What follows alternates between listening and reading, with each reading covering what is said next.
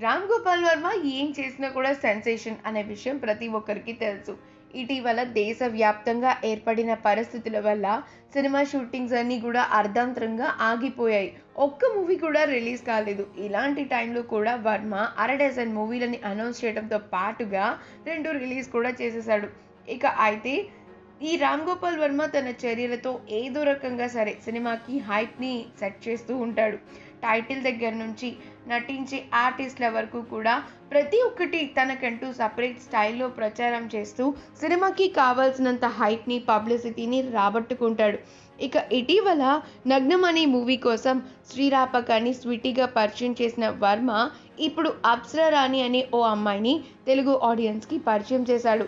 ఆమెతో 'థ్రిల్లర్' అనే మూవీని చేయబోతున్నట్టు ప్రకటించాడు వర్మ.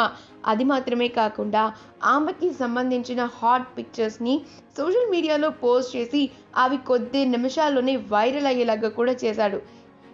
దీంతో అప్సరా రాణి పేరు మీద క్రియేట్ అయిన ట్విట్టర్ అకౌంట్‌కి కొద్ది గంటల్లోనే కొన్ని వేల ఫాలోవర్స్ వచ్చి చేరారు.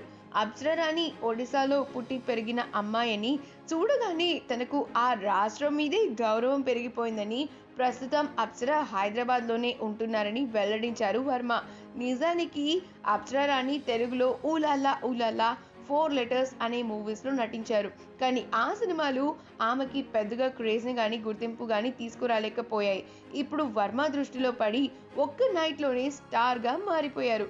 ఈ క్రమంలో వర్మ ఆమెతో చనువుగా ఉన్న ఫోటో ఒకటి సోషల్ మీడియాలో బాగా వైరల్ అయింది.